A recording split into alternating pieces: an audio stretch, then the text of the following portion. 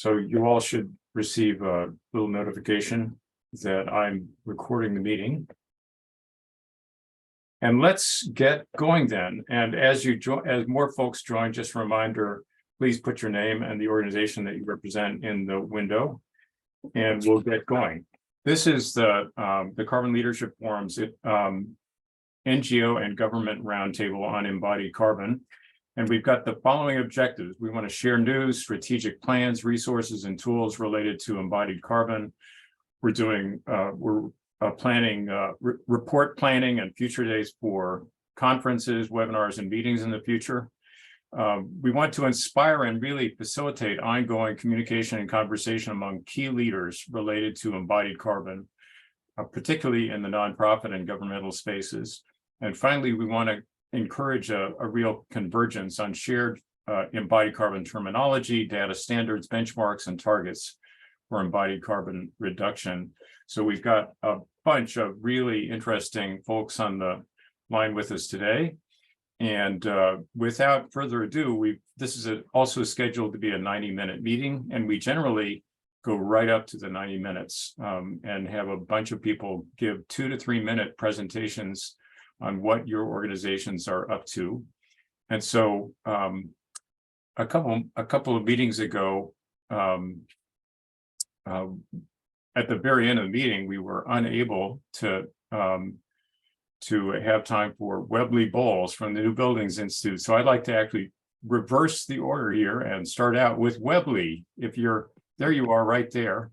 Webley, would you please lead off the march today? Sure. Thank you. Appreciate you letting me go first because I got to jump a little bit early today, but look forward to the notes. This meeting is always so exciting to see everybody and everything that's happening is just amazing. So in full disclosure, I am not 100% up to date on what's happening because I've had an emergency to deal with. So I hope somebody else can cover what's happening with Cal Green, looking for my Cal Green friends on the call. So I'm going to tag team somebody else for that one. But I want to give a little bit of update what MBI has been involved with around embodied carbon in building codes. So Oregon, we submitted embodied carbon language for the concrete code, and wasn't necessarily low carbon, but we had a lot of supporters and only one opposition, but it still failed, kind of expected, but it's just kind of pushing things forward. There's legislation that is interested in moving this along in Oregon in different capacity. And that's kind of the intent of our work, is just to raise awareness and help push policies along. We're also working with the Seattle Building Code. We have submitted 2 different proposals there, one for low embodied carbon concrete and one for low embodied carbon steel. If you work in the Seattle region or you know somebody that does, you can email me. I'll get it to my coworker Liepa that is working on this while I am out. We're looking for support letters by next week, I think, actually. February 2nd is next week, so it's coming up fast. We have a template letter, so if you work in that region, you're interested in it, they could use some support letters there. And then for ASHRAE 189.1, there were 2 addendums that went out for embodied carbon. One was addendum Z, and this addressed an EPD reporting requirement within ASHRAE 189.1, and that has been approved and is moving forward. Addendum AK sets GWP limits for all materials at the industry-wide average, 125% of the industry-wide average. That just ended the open comments last week. We received 37 comments. There was a lot of great suggestions around that, some that were providing kind of clarity around language, and then also kind of exceptions for different products like wood and refrigerants and a couple of other things. So the team is working on responding to that, and we're hoping to move those forward very quickly so that we can get those in the next version of the published ASHRAE 189.1, which becomes the International Green Construction Code. Thank you, Andrew, for letting me go first. I hope somebody else is able to cover Cal Green today. Thank you. Great, thanks very much, Webley. And now we've got Allison Kin from the EPA. And by the way, as I'm calling on people to speak, I'm making you a co-host so that you can share slides if you'd like to do that. Oh, thanks. I didn't come prepared with slides for today, but happy to share some slides that we've developed for public audiences when I'm ready to do that with this group. I wanted to make sure this group knew that EPA has launched our stakeholder engagement for our Inflation Reduction Act programs to provide environmental product declaration assistance and carbon labeling. And really excited for this group to engage with us there. I don't know if I didn't see a GSA member on today. I'll put into the chat, GSA is hosting an industry exchange and just released draft versions of their standards in line with EPA's interim determination on what qualifies as substantially lower embodied carbon materials and products for their 2.15 billion in spending and Federal Highways Administration's 2 billion. Might have had that mixed around, but lots of billions of money going towards substantially lower embodied carbon materials as determined by EPA. We delivered to those agencies our interim determination December 22nd. GSA has very quickly turned around their standards for public comment. And we'll be discussing those in a February 2nd webinar. Let's see, what else do I want to share? So back to EPA's programs. We are hosting webinars March 2nd, March 22nd, and April 19th. The link I put with my introduction chat will get you to the registration pages there.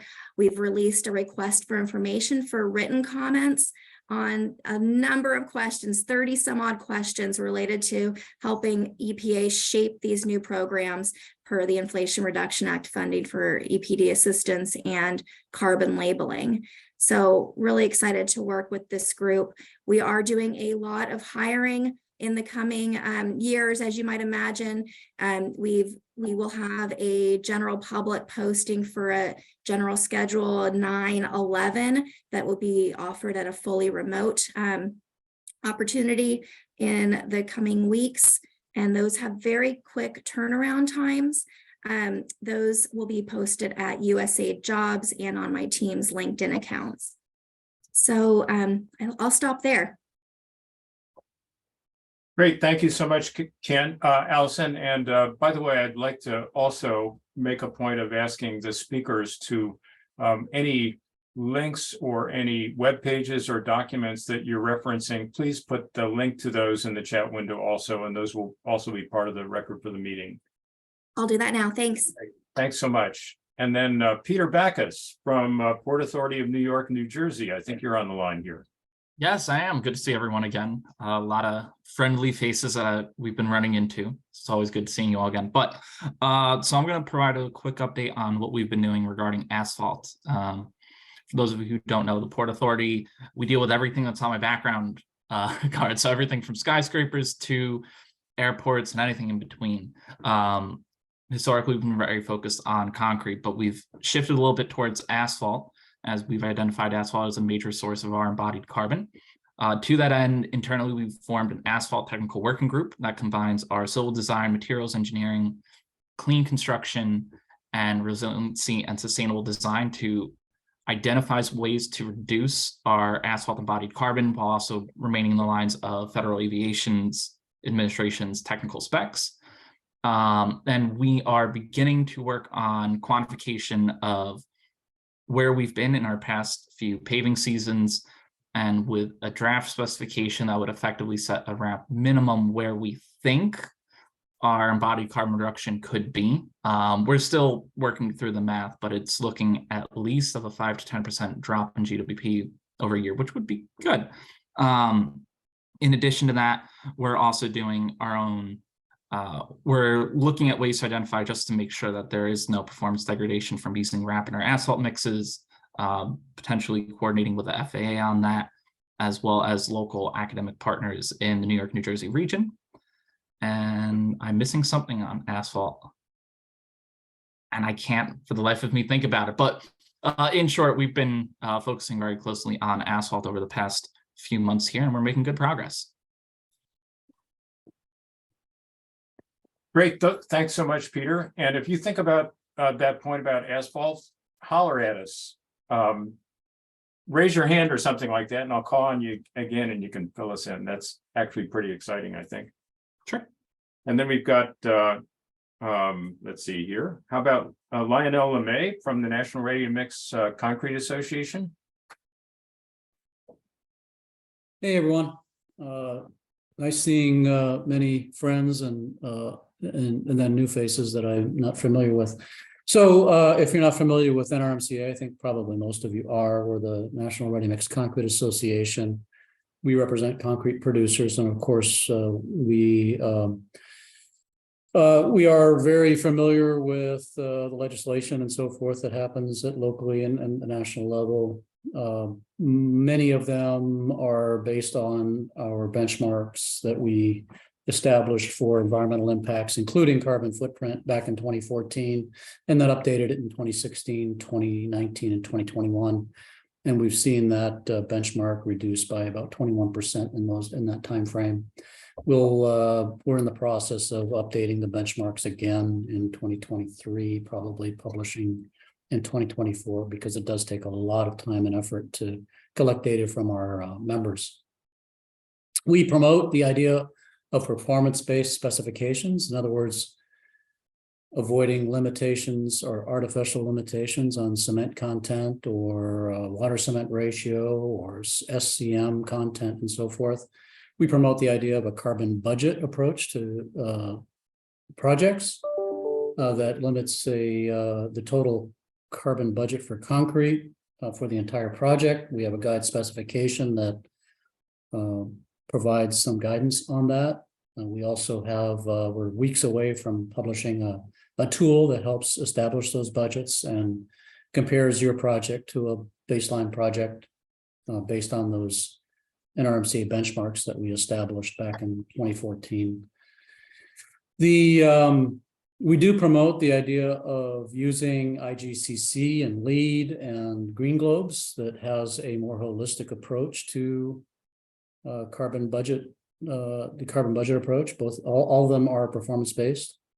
We also are involved in ACI 318, the structural code for concrete, that will have an appendix that uses the budget approach to set limits on carbon by project. And ACI 301, the standard spec for concrete, also will address it in that way. A lot of you know that we we are an EPD program operator, and we verify EPDs, and our members are very much behind publishing EPDs. I just checked the other day, and in the EC3 tool, there are now 76,000 concrete EPDs. It was only 40,000 a few weeks ago. I don't know what happened. We're trying to figure out where all the new EPDs came from.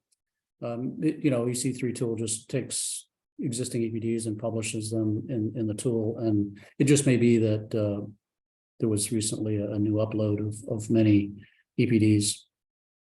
And of course, that's multiple orders of magnitude greater than any other material. Again, we would encourage the idea of using the budget approach, and also taking advantage of existing codes that take a more holistic approach to environmental impacts, not in favor of additional legislation or having a carbon footprint reduction in the building code. There are many states and localities that have adopted the International Green Construction Code or LEED or Green Globes that takes a more, what I would say, a progressive approach to reducing carbon footprint. We get concerned about artificial limits, even on carbon footprint, because oftentimes they're higher than the benchmark that we've established. Which, if you establish a benchmark that's higher than the average, what do you think is going to happen to the average? It likely goes up. So, and that's not what we would like to see. Thank you. Great, thanks so much, Lionel, for that report. And now I want to introduce somebody who's new to this meeting, and I'm extremely happy that she is here. Lisa Duluth from the University of Washington. Take it on. Hey, everybody. Thanks, Andrew.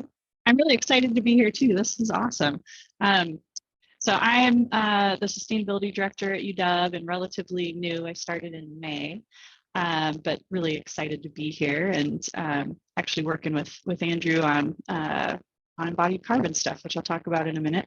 But spent the last 11 years working for Snohomish County government here in Washington State in a similar role on energy and sustainability. But a few quick updates for us. So we have a new intern that Andrew and I are working with to work both on creating some standard specifications around some of commonly used materials in UW construction projects. And also working on we're at the early stages, so all of this is brand new. We haven't actually started yet, but we're going to do that today. Also working on a EPD policy for UW. And then we're also updating our green building standards. So UW has a LEED requirement, an energy use intensity target, and we just feel like it's not holistic enough. So we're actually expanding our standard to include a lot of things, but embodied carbon will be a big focus. So another thing that we're working on is updating our sustainability action plan and some of our administrative policies for the university to really address greenhouse gas emissions in a more holistic way. And again, embodied carbon will be part of those. So that was super quick. Andrew, if I'm missing anything, I'm probably not fully caffeinated to remember everything yet, but if I'm missing anything, let me know. But looking forward to hearing what everyone else is working on and potentially working with some of you on the work that we're doing at UW. Thanks. Thanks a lot, Lisa. And I am particularly excited and grateful for your participation this morning, partly because the Carbon Leadership Forum is housed at the University of Washington and part of the College of Built Environments. And so we've been looking for partners inside the university to really help dramatically advance the university's focus on embodied carbon. And as you all probably are aware, the UW is a major owner of real estate and builder of buildings, creator of buildings. So for the first time, getting embodied carbon into the sustainability plan as a strategic focus is extremely important and valuable. So I'm grateful for your leadership on this, Lisa. And then we've got, let's see, the next person I had on the agenda was Luke Leung from the MEP 2040 initiative, but I don't see him right this second. So actually, Luca De Giovanetti from the World Business Council for Sustainable Development is on the line, and I left him off the agenda altogether. So please, Luca, take it away. Thank you, Andrew. Yeah, no, hi everyone. So happy New Year as well. Luca De Giovanetti, WBCSD. So I just wanted to share two quick updates. One is about the publication that we are launching next Tuesday on a part of our series on net zero buildings on halving construction emission today. So which is really focused on providing overviews and solutions for how we can achieve the much needed halving the embodied emissions by 2030 and how we do today. So this is a publication we are doing with our members, but especially with ARUP. So we will launch that on Tuesday, and we will have a launch webinar on the same day. So I will post that in the chat afterwards. So everybody welcome to join the webinar. Another work that we did is on measuring circular buildings, key consideration for measuring circularity of buildings. And is another webinar. So we launched that publication, a draft publication for consultation and review by globally. So, and getting feedback and opportunity for collaboration. So if anyone is interested, let us know. And we have the launch webinar on the 7th of February. So I will also post that both webinar in the link The second information I wanted to share is the work that is been as recently started. So actually it was the second week of January in Atlanta, so I crossed the ocean that side. For the ASHRAE ICC new standard development on measuring the life cycle emissions of buildings, which includes as well embodied carbon, of course. So this is a project that will last 2 years, which I understand for standard development is quite short. And yeah, so many of organizations, some of you, your organization were there, and Steph from Carbon Leadership Forum was also there. So it was great to meet in person. So yeah, just an information and a heads up about this process, which is definitely going to be very relevant for the work that we do in buildings, everybody's doing, and on embodied carbon. So just watch this space, and Steph, in case, would definitely be good contact from the Carbon Leadership Forum. Great, thank you so much for jumping in, Luca. And then we've got Mike Griniak from the SE 2050 commitment, and I can see your little box there. Mike, would you please go right ahead? I am here, thank you. Can you hear me? Yes. Okay, let me share my screen.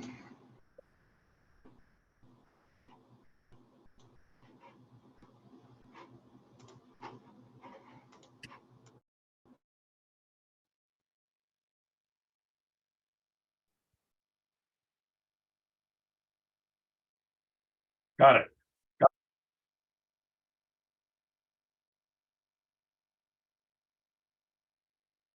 Mike, are you there? You may have muted yourself.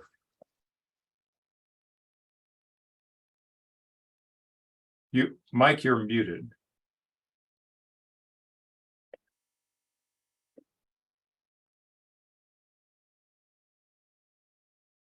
Still muted.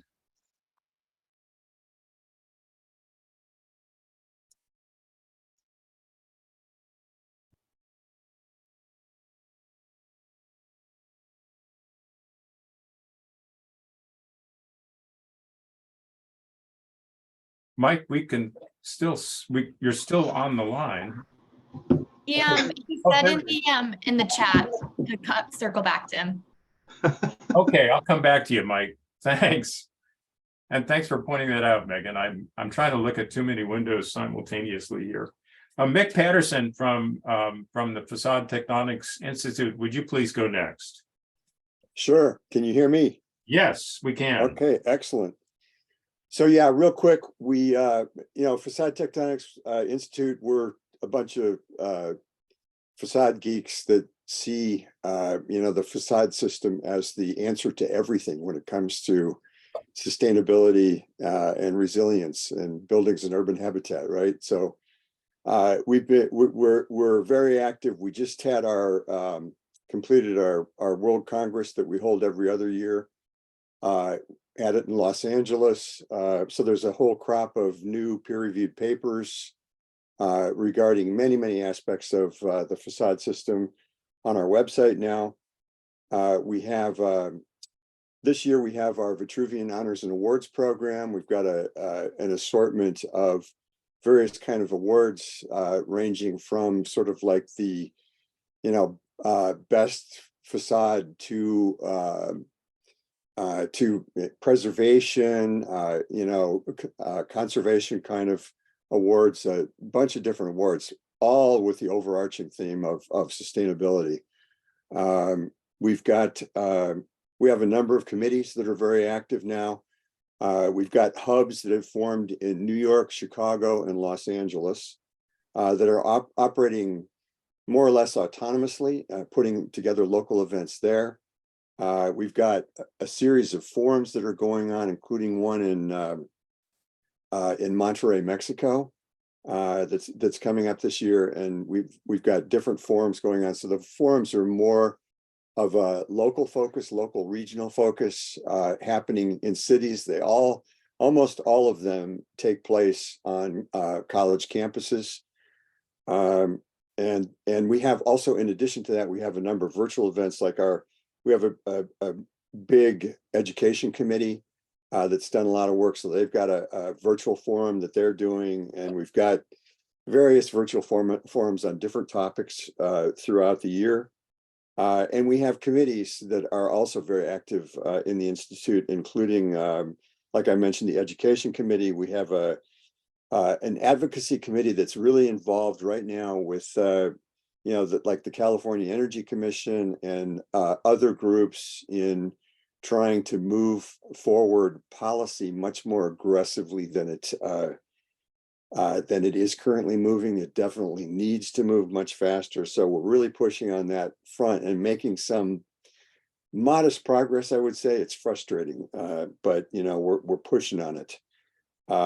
We have an embodied carbon working group that's meeting regularly, and a facade metrics working group that's trying to put together, a set of metrics a framework of metrics, if you will, that would allow for the evaluation of the facade system and comparison between facade systems and this kind of thing, something that you would think would already exist, but it doesn't. So that's kind of just we're a nonprofit membership committee. We are nearly 100% volunteer based, and we need all the help we can get. So if any of you are inclined, or any other facade geeks out there, point them in our direction. Nice to see you all today. Thank you. Great. Thank you very much, Mick. And now I want to see, Mike Griniak, I think you're up now, and I think you're ready to go.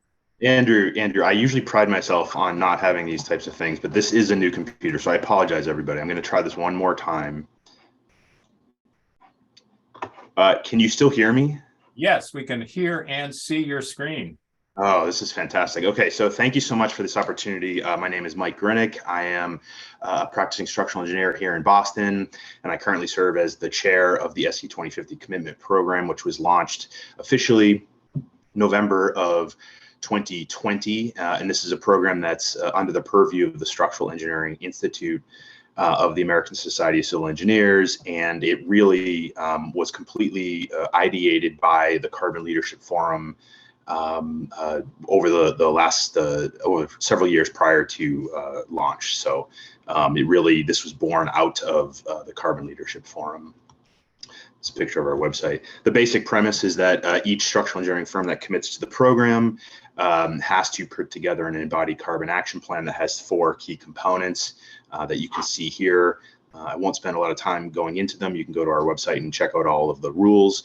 But one of the key components is, of course, the reporting.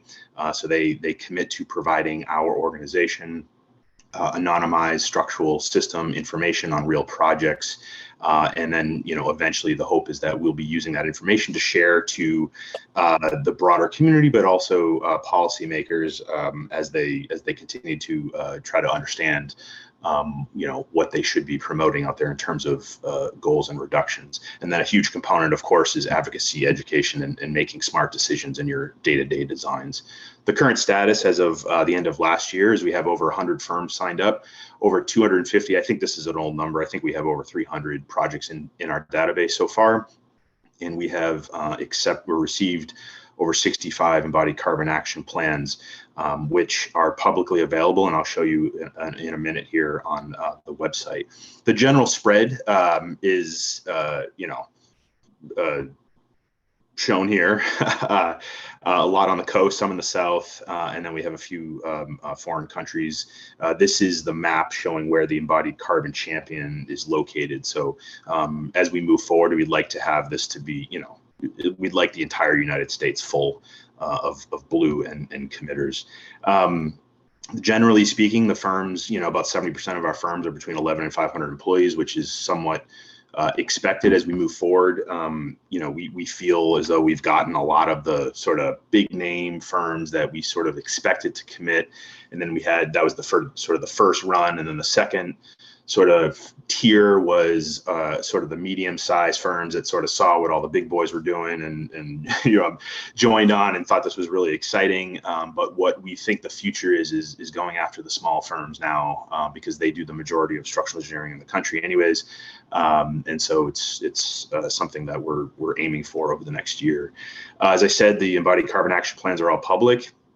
You can see here some really good examples. I will say we have been incredibly impressed with the amount of work and sort of specific goals and focuses that these firms are having. And again, they're all publicly available, so you can go online and check them all out and see what each one of these firms is up to.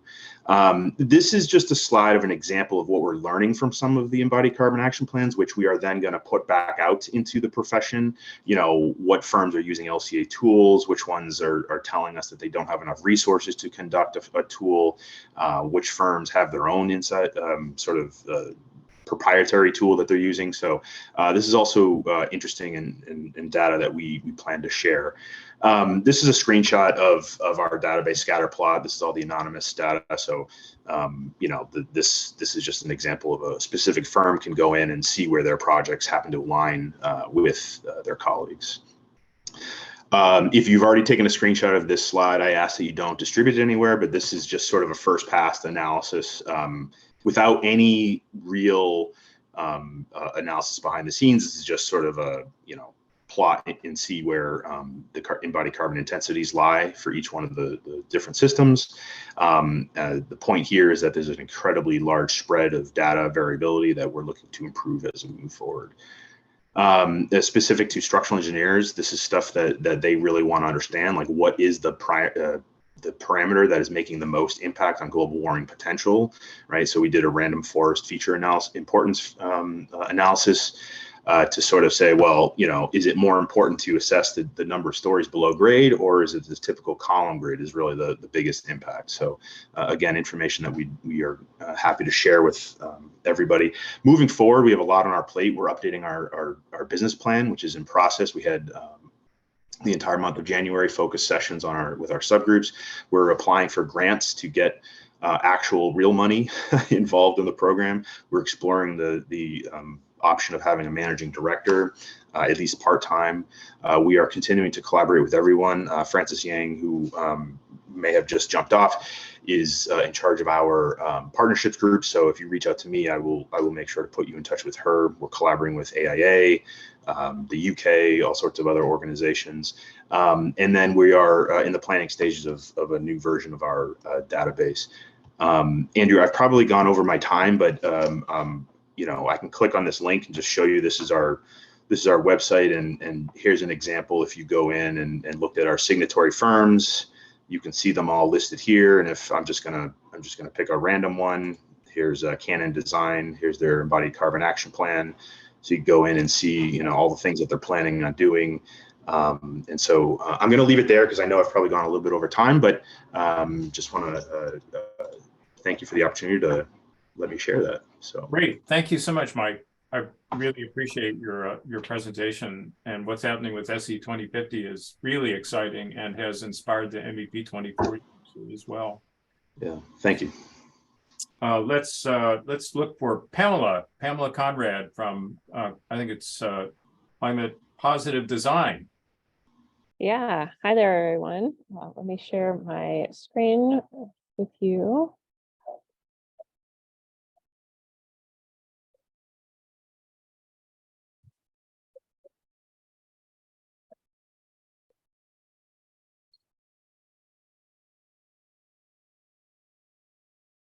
We can see your screen. Okay, great. All right, so for those of you that don't know me, I'm Pamela Conrad. I'm the founder of Climate Positive Design, and I am currently a Harvard Loeb Fellow at the Graduate School of Design, so currently in Cambridge. And the mission of Climate Positive Design is to provide tools, guidance, and resources to have a positive impact on climate change in the exterior built environment, and primarily doing that through advocacy, education, leadership, and can't advance my slides. Oh, not working. Okay, there we go. So just some updates for you all with the work that we've been doing.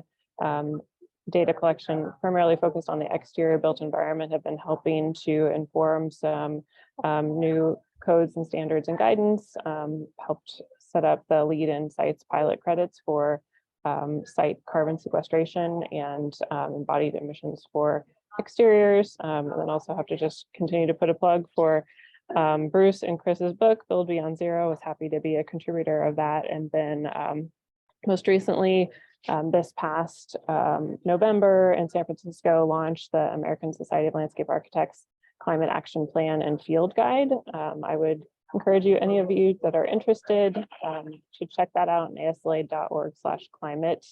It's pretty rich resource of guidance for landscapes, any kind of exterior areas, and it's free.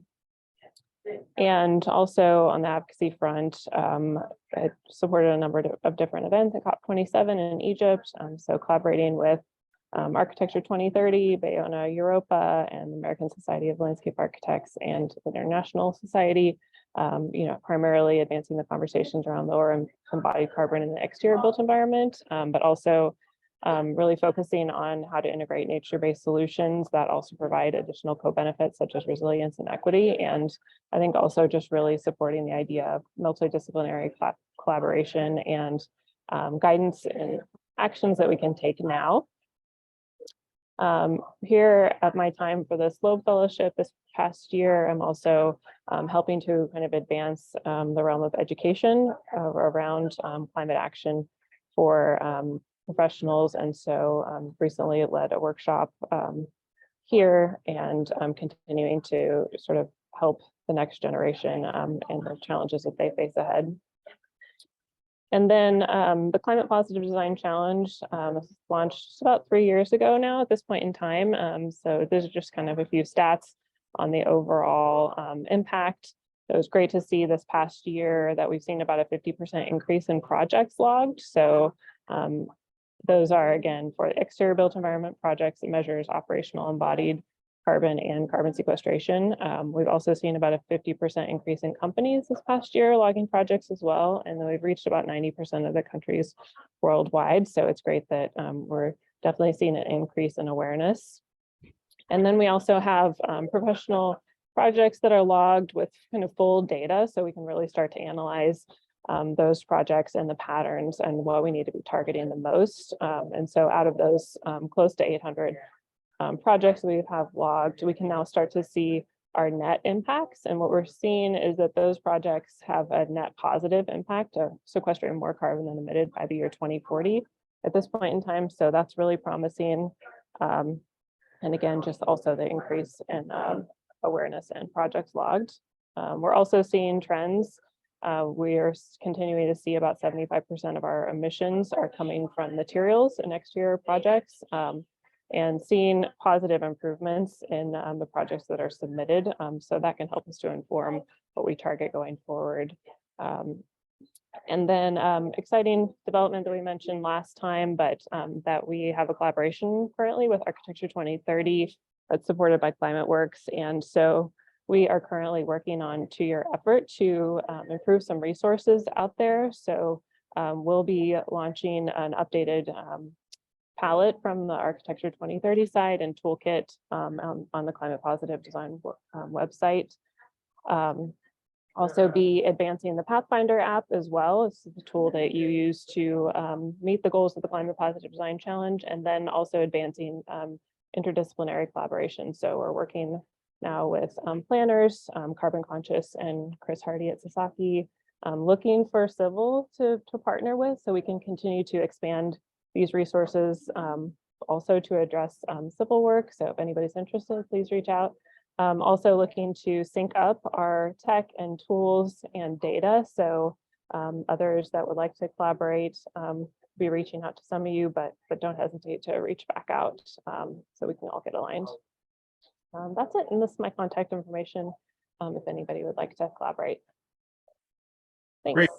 Thank you so much, Pamela. And I want to remind everybody, once when you're speaking or after you've spoken, perhaps make sure that you put a link to the slides or the resources or the website that you've referred to in your presentation. Put that in the chat window and it'll be part of the record for the meeting. And also thanks, Pamela, for that shout out to Bruce King's book and Chris Magwood's book, Build Beyond Zero. And Bruce, would you mind just reminding us what the book is about, why it's so incredibly important? I'm right in the middle of it, by the way. It's a page turner, as a matter of fact. So I'm really enjoying it.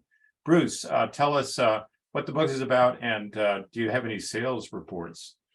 You want me to tell everybody why the book is incredibly important? Well, I do actually. Is that a trick question, Andrew? No.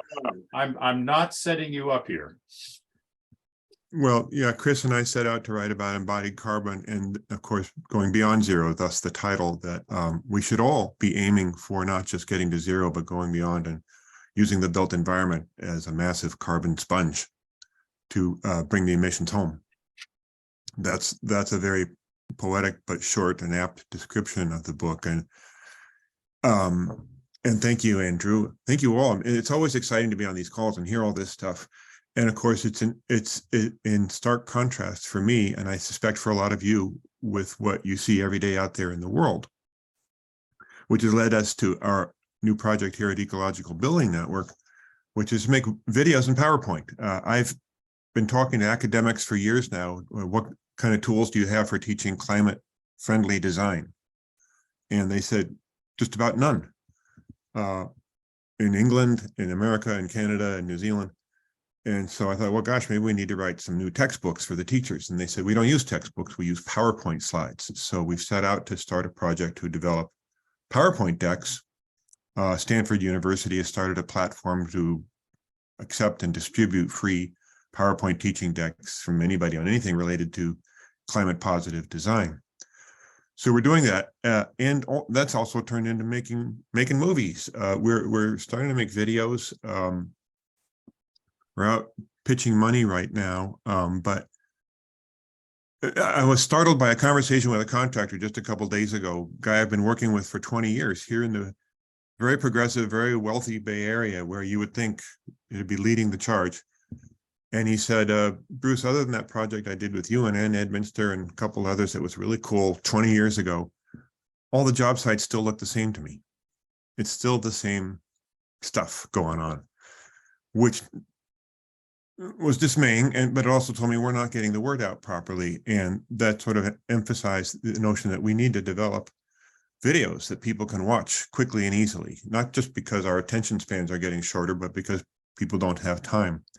So we're setting out to develop a library of video. There's lots of good videos out there already. The CLF website has lots of them, but a lot of them are just recordings of webinars like this one, and are longer than somebody has time for. So we envision a big library covering all specific topics, telling a structural engineer, how do you make low carbon concrete? Telling a landscape architect, how do you design a carbon positive landscape for your client? Telling a builder, how do you do an energy retrofit on a wood framed house?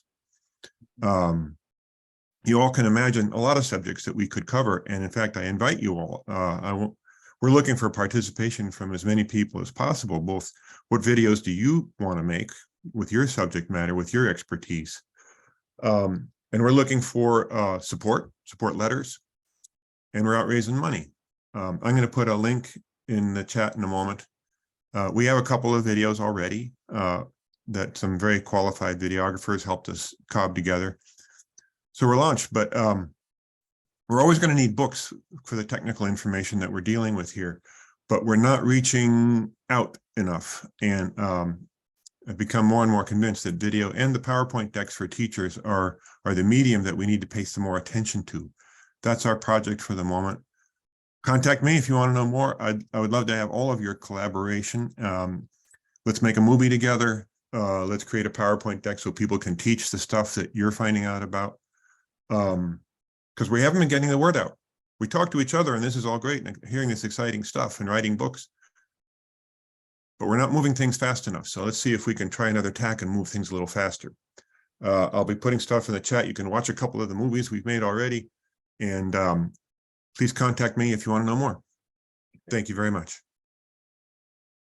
Bruce, I want to know more, so I'll contact you. I'll follow up with a request for a Zoom meeting, and maybe we can talk about how we can elevate the prominence of that pitch via the CLF newsletter and perhaps other ways. Yeah, I can't imagine doing this without CLF.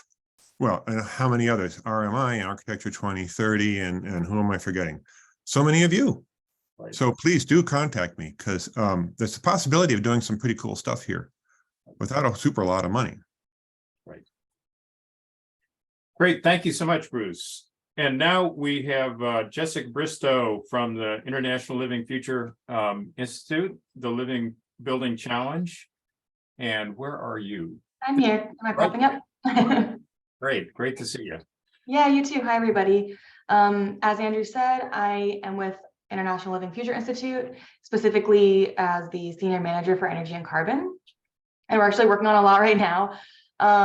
First and foremost, we're working on alignment across our energy related programs. So we have the Living Building Challenge, Energy Petals, Zero Carbon, and Zero Energy as our main programs targeting this. So we're working on aligning, some of our requirements across those programs, and then also gearing up for a Zero Carbon and Zero Energy 2.0 version in the next year or so. Like was mentioned earlier, updating these standards do take a while, but we'll be looking at researching and reassessing our current requirements related to operational and embodied carbon, resiliency, and equity as a big part of folding into that. And that we're, as floating ideas out there, looking at total carbon, source energy, and working within the industry to drive alignment and standardization across the embodied carbon data sets, calculations, LCAs, all of that.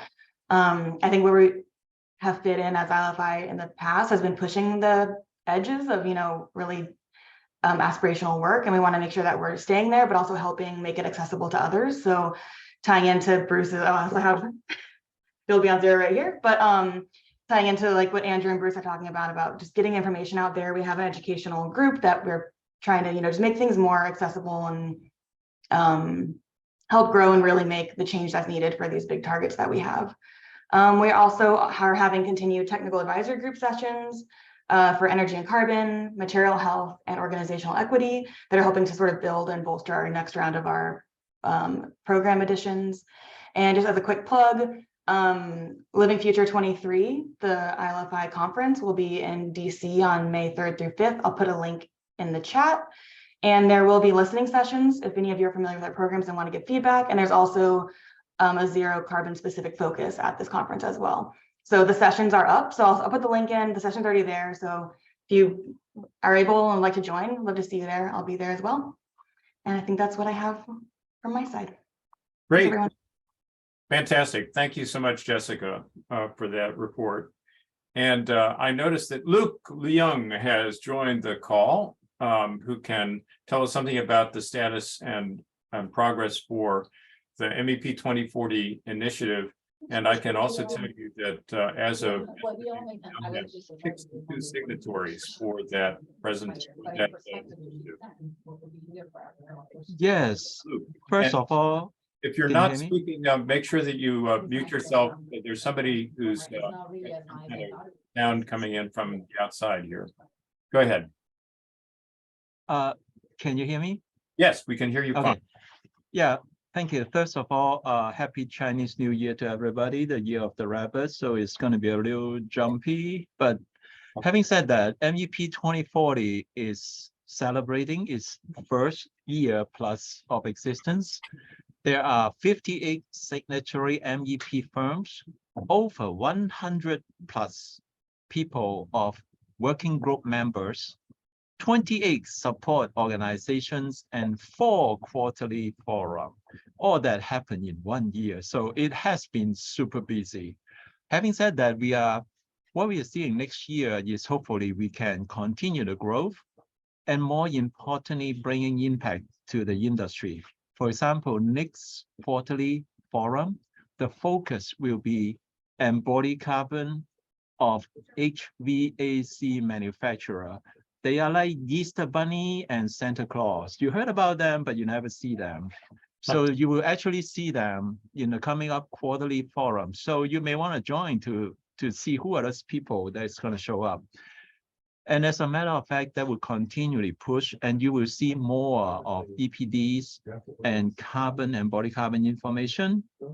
With adopting of the TM65, we are in the process working with ASHRAE and a bunch of manufacturers on the working team. And I'm super excited to start having MEP and body carbon to inform our design.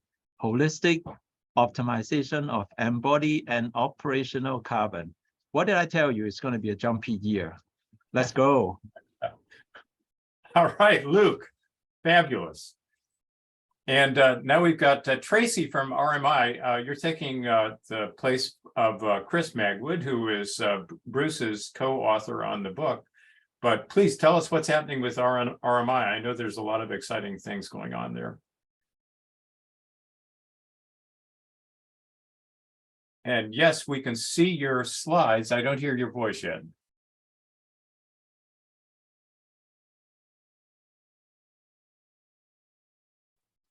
Can you hear me now?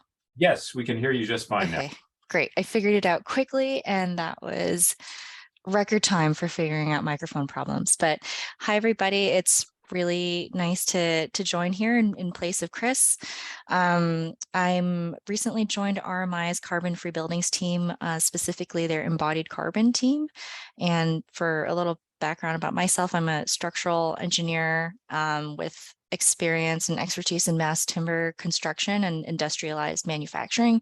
So it's really exciting to be part of the RMI team and see all that's going on here. And also shameless plug, because I've also got this book here. See, popcorning how many others have it right. I didn't pay these people. Unpaid. We're planned. But give a quick update on some things going on at RMI, formerly known as Rocky Mountain Institute. For a few of you who aren't familiar, it's a really large nonprofit organization, started off as a think tank and doing a lot of work in the sustainability space throughout the US and in India and China. I'm in the buildings team, but we've got an electricity team, an urban transformation team, a mobility team. So that's just a little taste of all that RMI is actually focusing on. Well, in the embodied carbon space, we've actually got an update for a city resource guide publication. This is an online resource that's going to live on the RMI website, and it's currently soon to be published. So I don't want to share the link just yet because our marketing team is putting the final touches on it, but it's going to be a good resources for especially cities to review and just get the gist of embodied carbon 101. So what are the tools? What are some of our guidelines and roadmaps out there, and pointing to a host of other resources. So once that goes live, you'll be able to see it on all of our marketing channels. And of course, it's certainly open for feedback and comments, and we look forward to your feedback on those as well. Recent publication, which I'm not sure of whether it was talked about in the previous meeting, but we did publish a federal roadmap to zero paper. And this is aimed specifically at how federal agencies can reduce or adopt strategies to reduce their embodied carbon of federal buildings, although it certainly has a lot of merit with non-federal buildings as well. And that was published in October. It's certainly gotten a lot of traction, which is really great. We hosted a webinar in November to walk through what the paper was going over, and had a lot of good discussion and feedback there. So the next step with this roadmap is to start to translate it to speak to other jurisdictions and local regional areas as well, and also to private owners. But the snapshot here is just a very quick overview of the 4 core strategies of what the roadmap goes into. And I will post a link in the chat to the roadmap for anyone who wants to take a deeper dive. And finally, this is the project that I'm actually most involved on, is the ResNet standard. And what this is a national standard with ResNet to measure cradle to gate embodied carbon emissions in low-rise homes.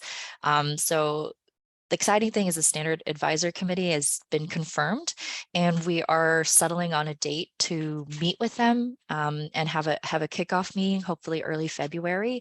And officially, Chris and I are just going to walk them through the impact of embodied carbon, why it's important, why the standard is necessary. And we really think it's going to be, everyone's on the same page, everyone's on board. So it feels more like a formality at this point. And from then onwards, we'll form the technical working committee to start addressing any open questions and hopefully getting the standard out within this the fall this year. So hopefully we're really prepared and we can produce something quite quickly. And I just wanted to end on a few things in the pipeline. There is a paper soon to come out in the next few weeks about the state of embodied carbon for low-rise homes in the US. And that's a piece that Chris largely put together, and I came in and just helped move some things around. So that's going to be a publication likely in February or March. We're also working on a low embodied carbon investment guide and trying to make a case for the asset values and bring in the carbon market into the space and show that there is a value in low embodied carbon buildings. And we've are working on a home builders commitment program with the demonstration projects aspect of it to allow home builders to commit, use that ResNet standard to measure their embodied carbon, but also address other operational components as well. But of course, not introducing a new operational program, but we're still in the very early planning stages of thinking how we can coordinate that with the existing programs that are out there. And this is hopefully to speak to the gentleman's concerns earlier about having a holistic approach and a carbon budget approach. And this is what we're aiming to do with that commitment program, is saying, measure your total buildings carbon and then you decide what are the best strategies to reduce that. So that's in the early stages. You might be hearing a little bit more about that over the next few months. And then, of course, something in the far future is a paper on carbon storing buildings and a lot of policy work in all areas of policy. So apologies if that went over the 3-minute limit, but I'll end it there and post some links in the chat. Great. Thank you so much, Tracy. That was absolutely perfect, as a matter of fact. So let me call on Katie Fields now so is it Washington Conservation Action or the Washington Environmental Council? It's a great question. Thank you. So we've actually rebranded. We had been formerly known as Washington Environmental Council and Washington Conservation Voters. And I apologize if there's noise happening in the background. There's construction across the street. So we are now united under the single brand Washington Conservation Action. And I have a couple of different updates to share out related to legislation this year, as well as updates on the Climate Smart Wood Group. So the Climate Smart Wood Group is an organization of which Washington Conservation Action is a founding member, along with members of the Carbon Leadership Forum at the University of Washington. And we had our official Pacific Northwest launch at our Carbon Friendly Forestry Conference last December. So I will drop a link in the chat for the playlist for the Carbon Friendly Forestry Conference, which includes that launch. The website is launched as well. And then we also have published procurement guidance, a procurement guidance document on climate smart wood products, including embodied carbon for building products. The Climate Smart Wood Group also was the recipient of a USDA Partnerships for Climate Smart Commodities grant. And so that process is moving forward. We've been able to get that project kicked off, and there are a number of different members of the Climate Smart Wood Group that are engaging in different components along the supply chain for everything from forestry up to the building of climate smart wood buildings. So I'll drop a link for the procurement guidance, the website launch for the Climate Smart Wood Group, and that Carbon Friendly Forestry Conference. The other thing that we've been working on at Washington Conservation Action is this is the 3rd year that the Washington State Legislature has been hearing the Buy Clean, Buy Fair for Washington State bill.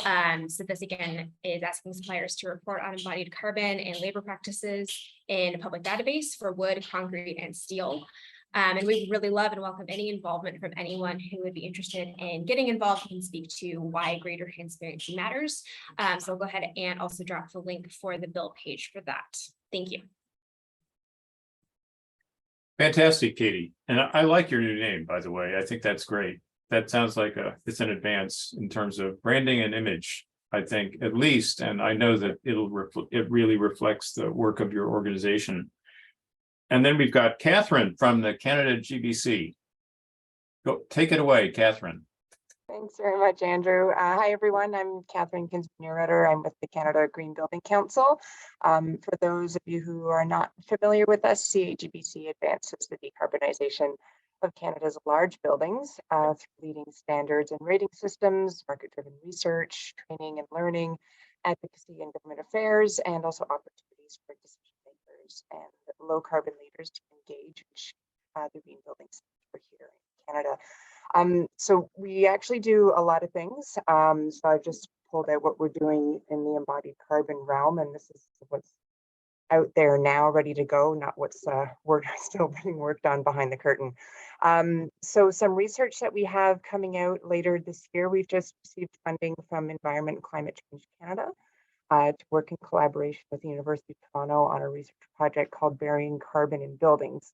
Advancing carbon capture and utilization in cementitious building materials. So this research will identify the potential and implications of low carbon approaches and technologies and how they might capture large amounts of CO2 and trap it in concrete. So I will share a link to the press release there so you can take a look.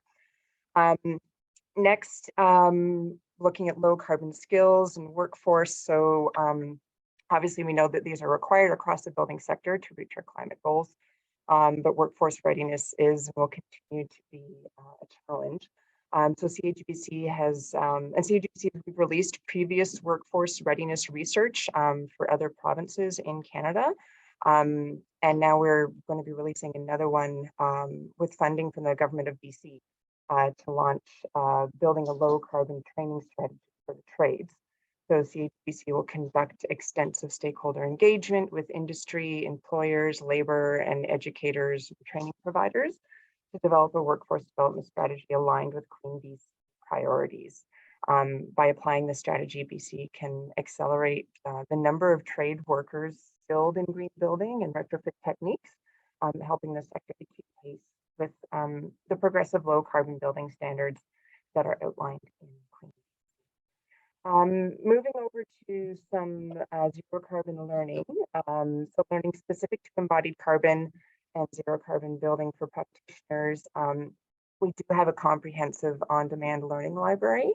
And we also have regularly scheduled zero carbon building workshops.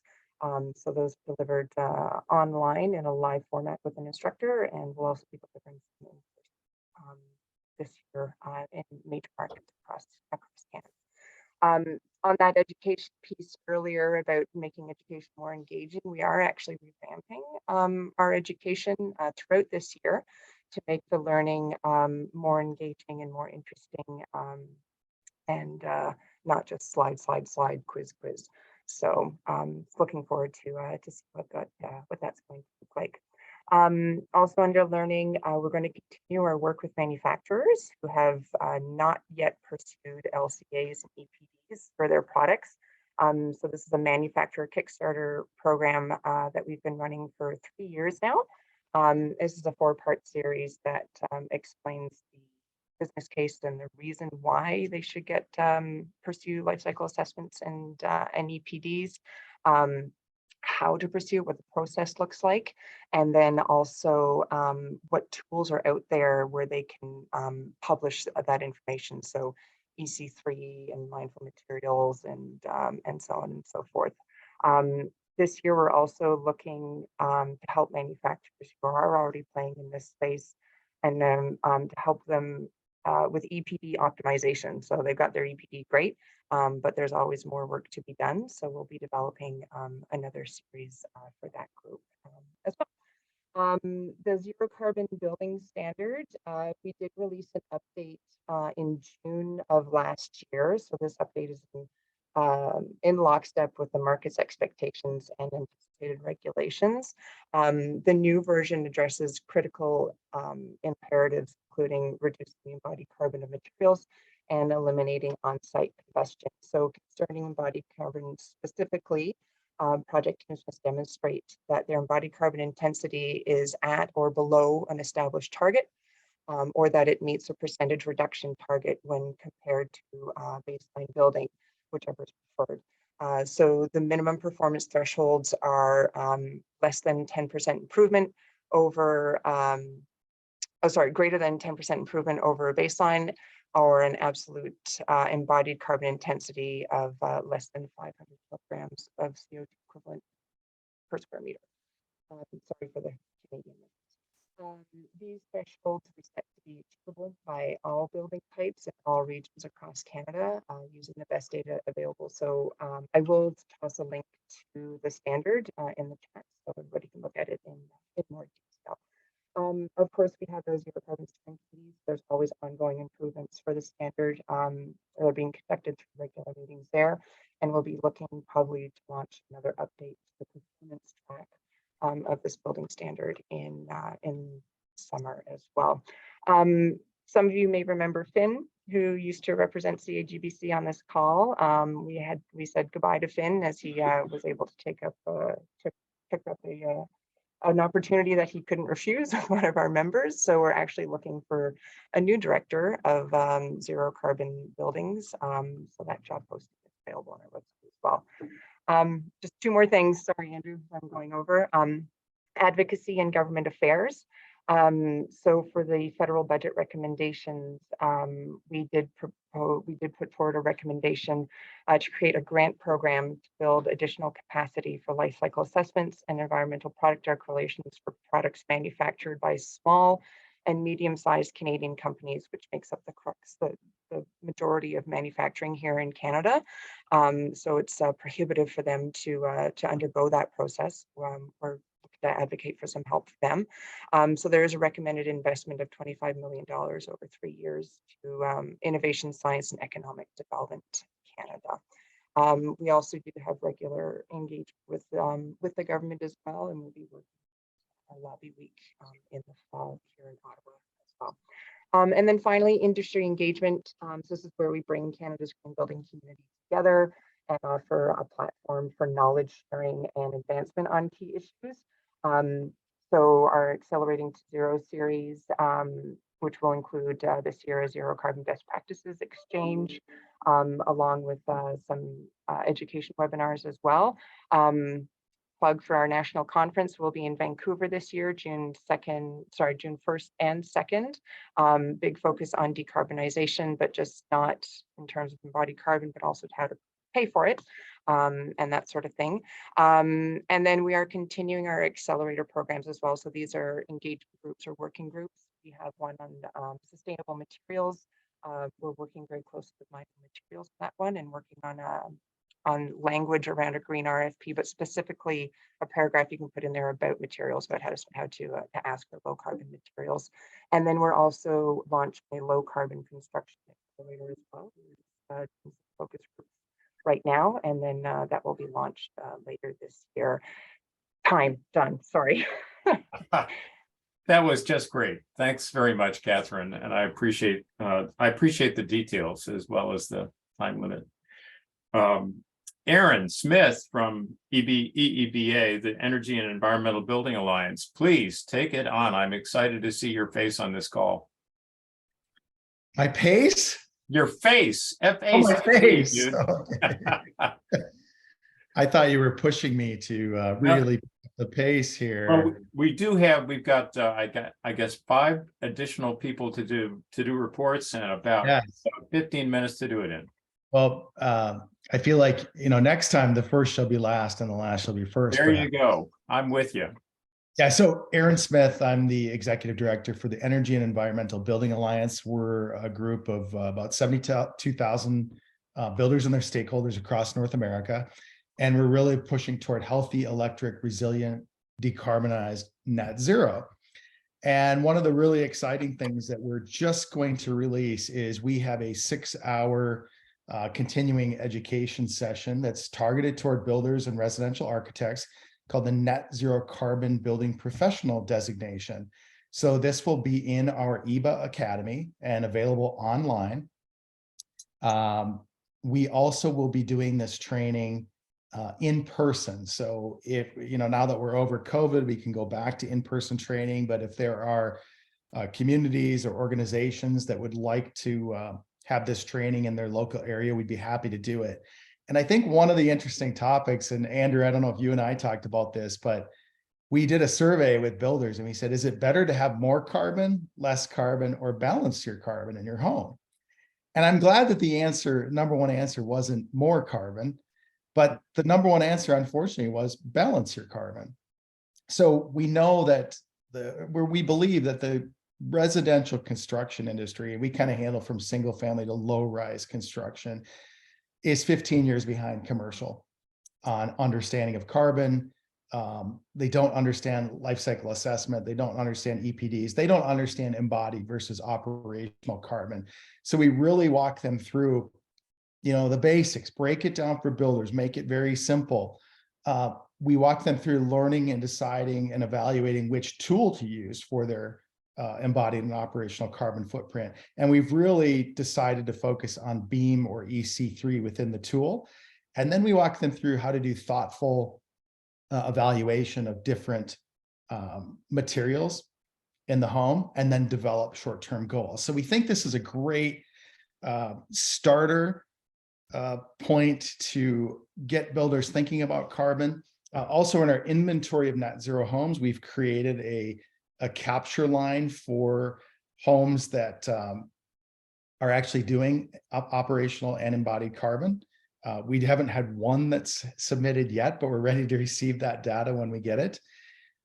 So that's very exciting. And then I'd encourage many of you, I have to go back at my slides. We have our call for presentations out, and we're going to be in Salt Lake City, October 10th through the 12th. And this is the High Performance Home Builder Summit. We expect over 600 builders to attend this year. And most of them are interested in net zero carbon, electrification, things that we're all interested in, the CLF. It's the innovators and early adopters. And there's so many of you who have so much great knowledge. And I think we've partnered with RMI in the past, and USGBC and CAGBC. And Bruce, I'm looking at you. I think you'd be great to be there. We are looking for a second keynote, Bruce. So if you're interested, it'd be great to have you.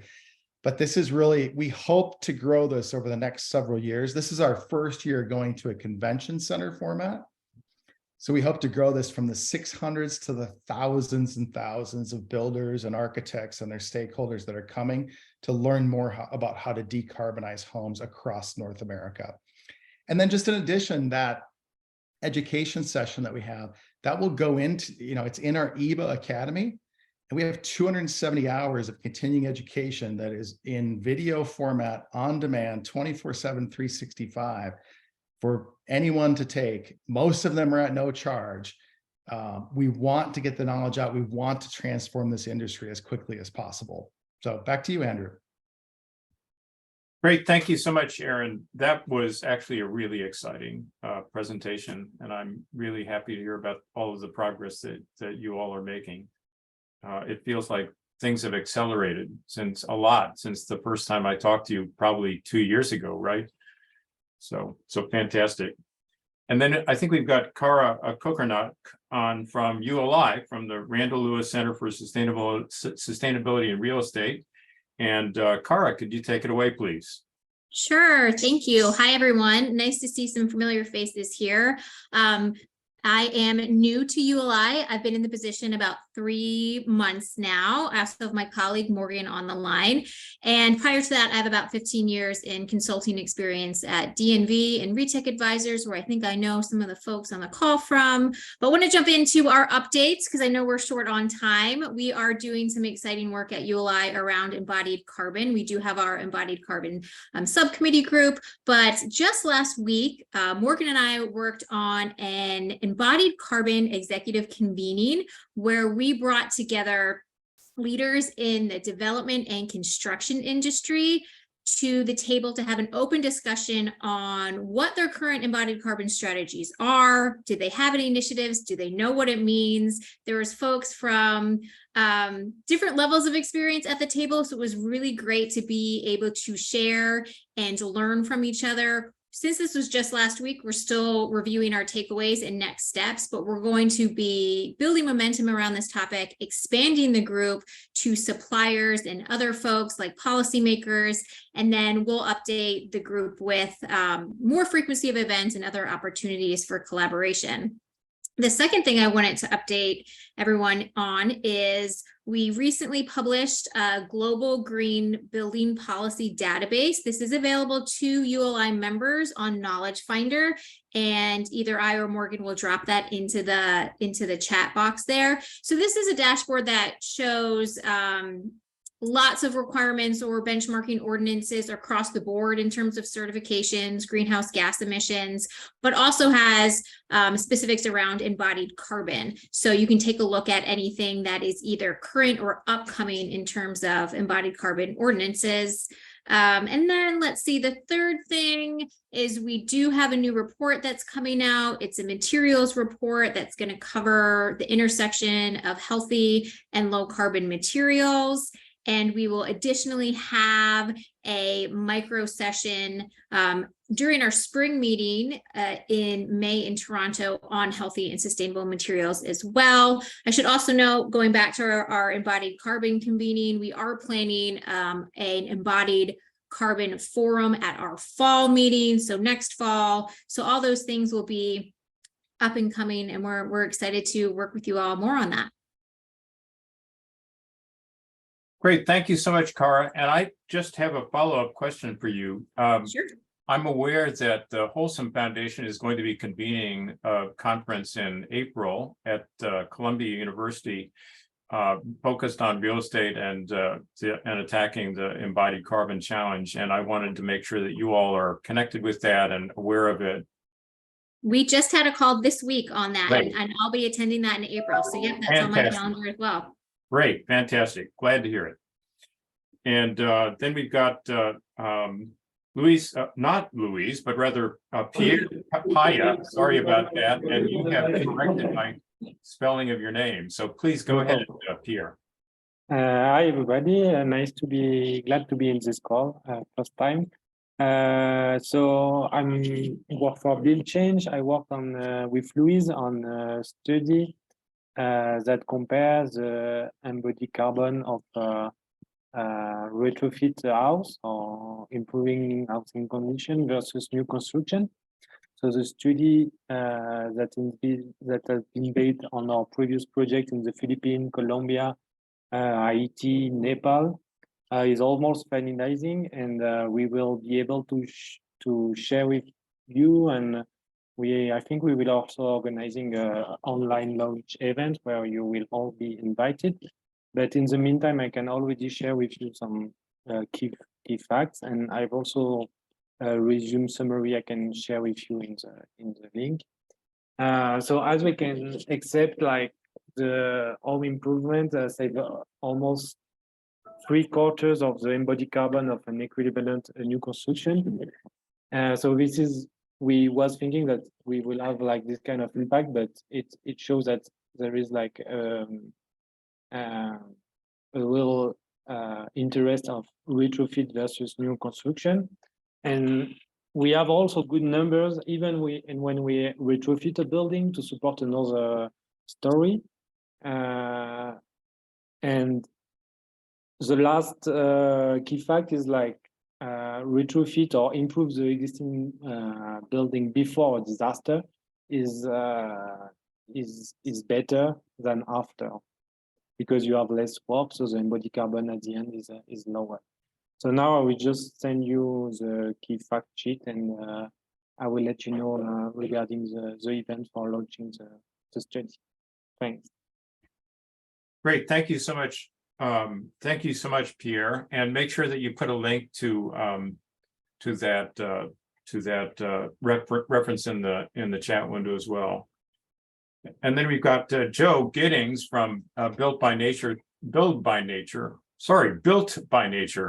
And thank you for being patient with us, and we're nearing the close of our meeting. So thank you very much for being here, Joe, and go right ahead. Thank you for inviting me. Yes, I'm from Built by Nature. We're an organization based in Amsterdam in the Netherlands. So I'm a kind of guest from Europe. I myself am actually based in London. We're a grant fund and a network which is aiming to increase the use of timber and bio-based materials in construction to bring the built environment in closer unison with nature.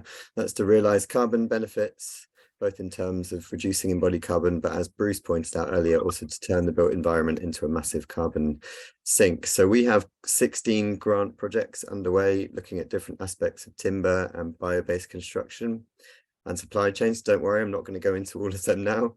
I'll mention just a couple maybe, which are on the topic of embodied carbon. We have an architecture firm in London called DRMM who are doing a study of whole life carbon and quality of life well-being benefits in 5 mass timber buildings. So these will be 5 case studies. They're bringing carbon and well-being kind of arguments together.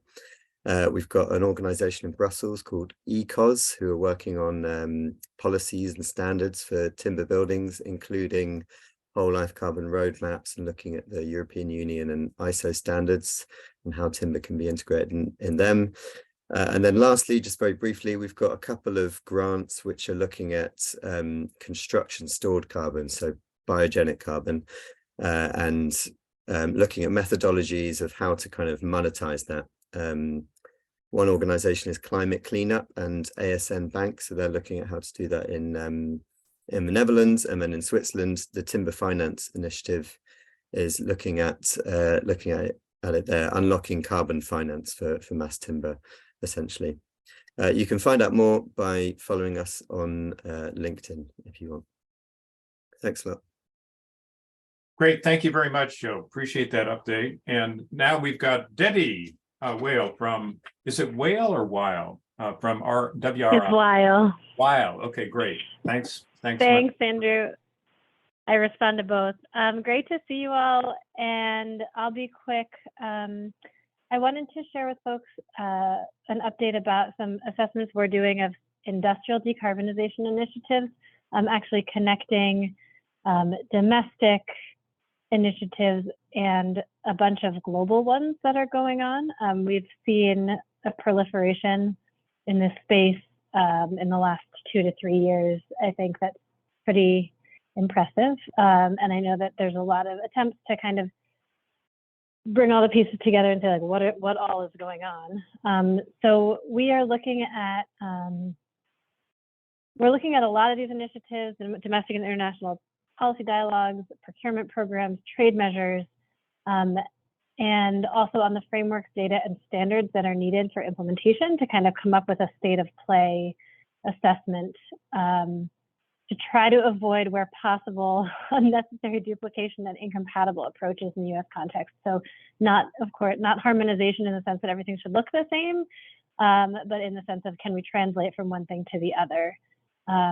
We're thinking a little bit also about sort of essentially what are the technology readiness levels that different initiatives all are calling for, right? So if you think about like a Buy Clean initiative, that's going to be something that's on the market. There may be a slight cost premium. At the other end of the spectrum, you might have the First Movers Coalition, which is a global initiative that's really saying in 10 years, what can we do for zero carbon materials, right? That's going to be stuff that's probably much less commercially available. So thinking about the data, the standards, the frameworks, and also what kinds of products are kind of being incentivized by these different initiatives to map out how things fit together and how we can translate across them. And I know some folks in this call we've talked to you about this already, so sorry for the repeat, but happy to hear from folks who are interested, and we're going to be sort of we're already working on this. We're going to be kicking it off in earnest as well in the coming months. One other thing I wanted to flag, and I put this in the chat because frankly, I was a little skeptical that we were going to get to me because this has been so great to hear all these updates from folks. But specifically in California, it sounds like there's a whole bunch of bills that it's unclear how any of the pieces are fitting together, and would love to talk about it. If people have insights, I don't know if it would be worth even just having a dedicated call from interested parties. The two that we had in mind initially were AB 2446, which puts requirements in place for embodied carbon in building materials. There's already another bill, SB 596, that does the same thing specifically for cement. And I know that there's cap and trade and there's other stuff, right? There's just so much going on when it comes to implementation in California, and they're often a leader. So just would love to learn from folks and maybe crowdsource what we all are learning about how things are going there. I'll stop there. Great, thank you very much, Debbie, for your patience, and thank you for that report as well.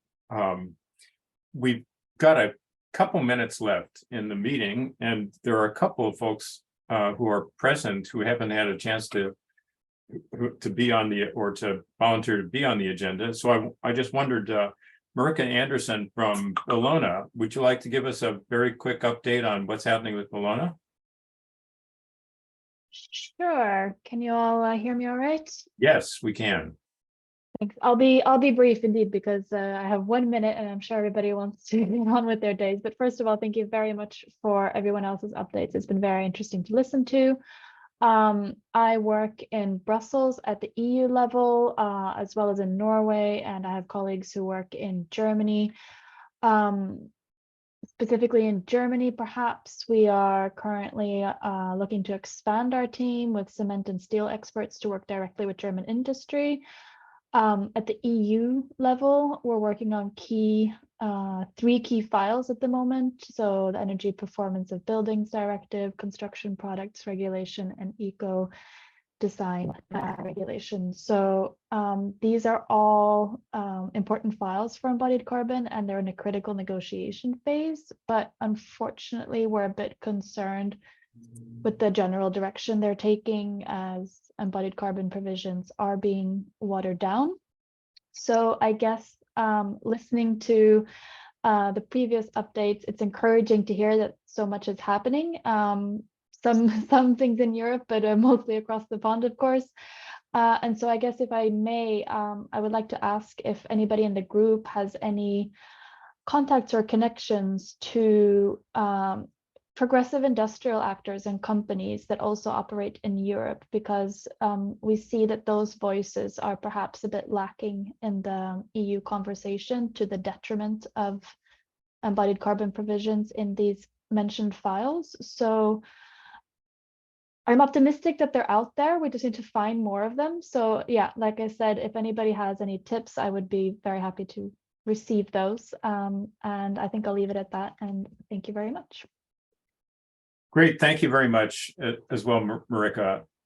And then finally, Natalie Douglas from the city of Nelson, British Columbia. You've been on the line, and could you just tell us who you are and tell us a little bit about, tiny bit about what the city of Nelson is doing with regard to embodied carbon, and you will be our last speaker. Thanks, Andrew. Yeah, I'll try to keep things really quick. We're a tiny little community in southeastern BC, and we did some research. We actually got Chris Magwood about 1.5 years ago to do some research for us. And so that got us on the train of trying to address how to integrate embodied carbon considerations while also pursuing step code or operational emission work that is being done at the province. So we're just trying to, we're a very small player on this field, but again, a small municipality trying to build in, fire resilience with embodied carbon and operational emissions. So we're just doing a tiny little part of this whole piece, but it's really helpful to hear about all the higher level stuff going on across North America and the world. Thanks, Andrew. So a small city, but on the leading edge of change. So thank you very much, Natalie, for jumping in at the last minute. And thank all of you for staying with us this whole time. And we'll be providing in the next few days notes that will appear on the CLF community website, and we'll send you all a message and a link to let you know where to find the recording to for the meeting, as well as all the links that you've been looking at scroll by in your chat window. So thanks a lot. We'll see you all in 3 months, if not certainly before, for a good number of you. Thanks a lot. Bye-bye then. Thank you. Bye. Bye. Thanks, Andrew.